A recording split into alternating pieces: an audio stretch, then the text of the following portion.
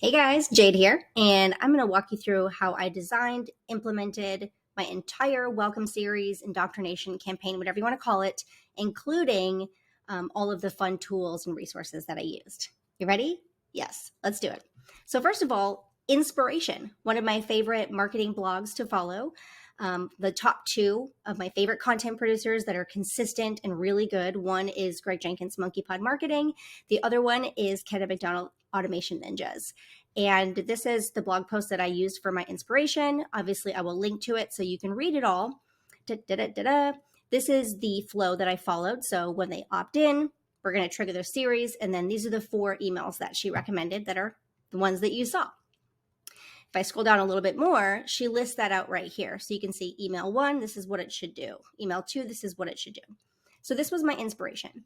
I took her exact words right here and I made a Google Doc and I literally pasted them. These are her words.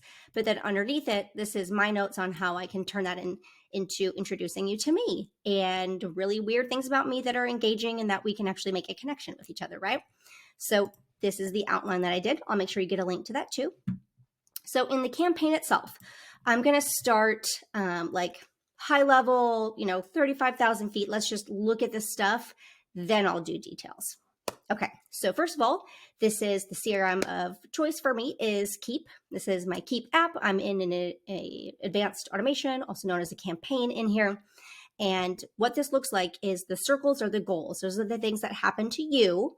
And when that happened to you, like the when then scenario, right? All logic based.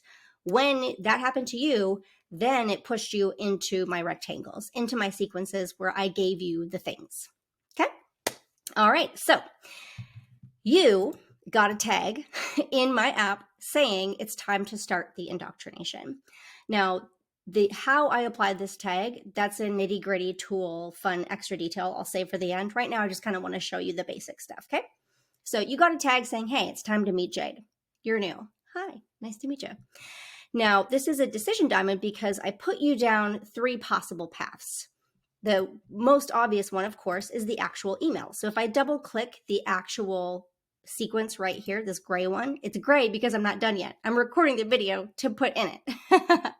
So if I click on it, we can see all the moving pieces in here. Let me move over. You go in, you got some tags. I wanted to give you a hot minute because if you got this tag, that means you just got something else and I didn't want to hammer you right away.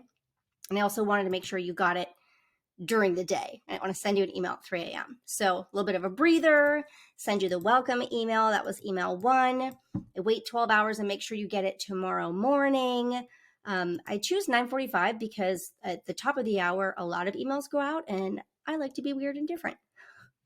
Then the next one, same timer, wait a little bit and then run at 9:45 a.m.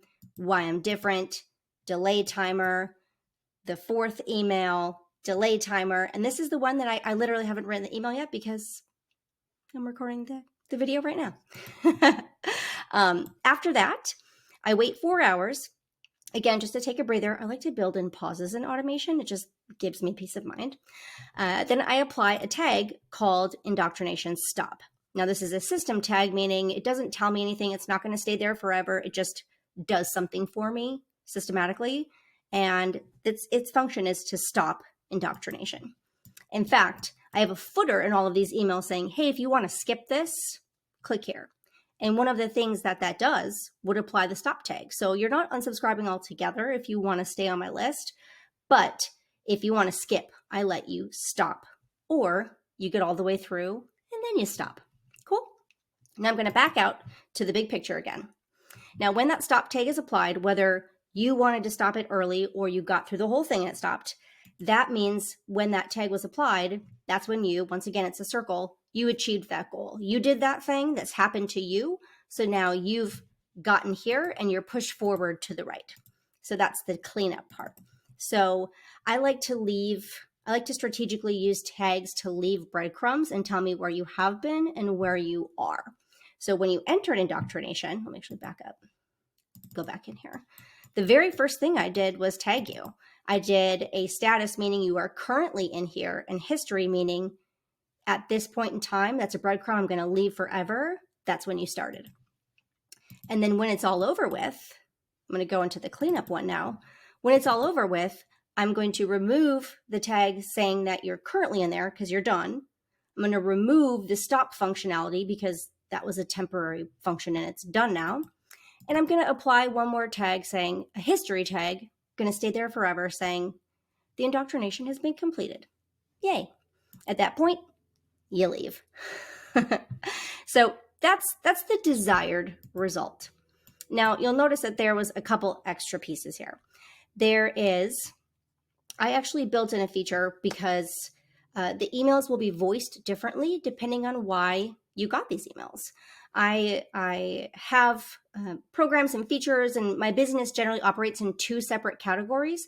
So if you got triggered in this indoctrination for a community purpose, I didn't want to start talking about marketing because that wouldn't make sense, and vice versa. So all of my opt-ins are strategically tagged, telling me if you are entering my ecosystem for a community purpose or for a marketing purpose. And then I use liquid code in my emails to change my verbiage in some places. So I will show you actually what that looks like in here. Going into so see this little weird code? If it contains a tag saying marketing, then I'm going to say, since you're in my family because you know I love marketing, or if you got this email because of community resources, assets, meetings, what have you, then you got an email that said, since you're in my family because you know I love community. And if I don't know, if neither of those exist, I have a plan B.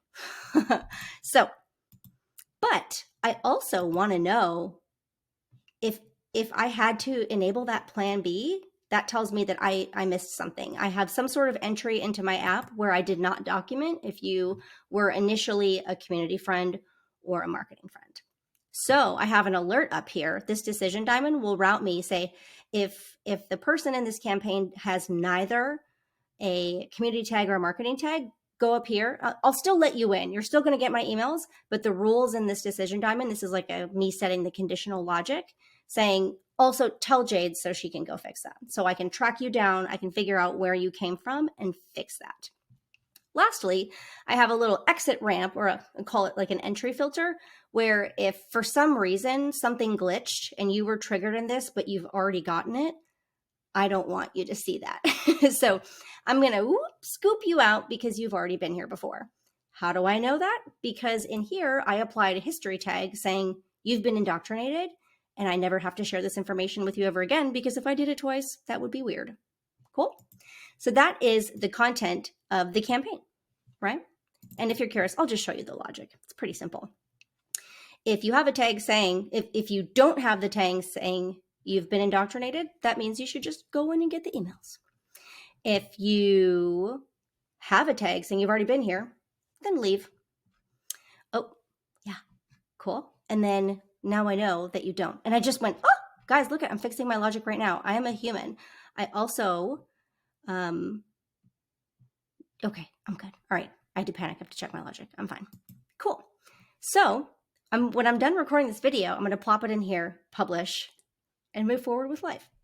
Now, a couple other bonus things. If you want to tune out now, that's great. I'm going to tell you a couple little fancy tools and tricks that I do. First of all, the tag that got you in here in the first place, I use plus this. It is a toolkit, and it does all the extra fancy things that Keep or Active Campaign or Drip or Entreport, all the extra fancy things you want but don't come natively. I get them from plus this. It can add countdown timers. It can sync in my Facebook leads. I can do text conversations automatically. So when I'm speaking on stage, they scan and just opt right in and get texts. It's pretty cool. Smart links. So when people click, that can send them in different directions, but from one button. I digress. But one of the features on here is a tool chain. And so I run a tool chain. Let's look at it. It's setting, I have one tool that's to check your name to make sure you didn't type it in all capitals shouting at me, Jade, right? That looks weird when you get emails and your name is not proper cased. So it does a check and it fixes your name if you typed it weird. Then I have it set to apply a tag saying that you're a new contact and run this automatically when new people are added. So automatically tagging a new person is not native in Keep. I do that via plus this, and that tag is this one. So that means everybody gets in here. I have no idea specifically where you're coming from when you go in here. That's why I tried to make a mental note in all my other various reasons you might be in my app to say, this is a marketing friend, this is a community friend, because segmentation is important. I don't want to blindside you with something random that you don't even know about me. So lastly, you saw I love GIFs. I don't know if you call them GIFs, whatever.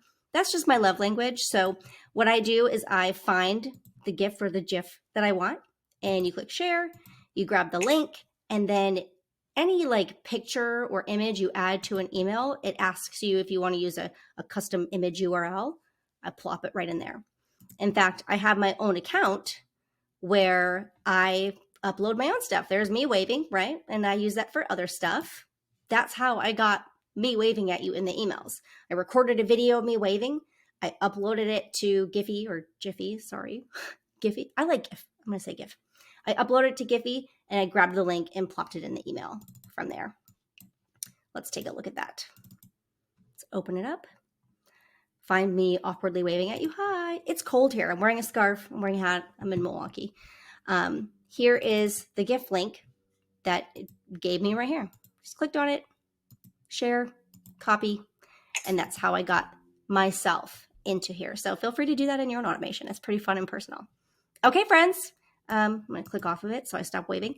Okay, we did it. That is the entire walkthrough. I hope you loved this bonus video. Let me know if you have any questions. I'm here for you, as you saw in all my emails. Welcome to the family.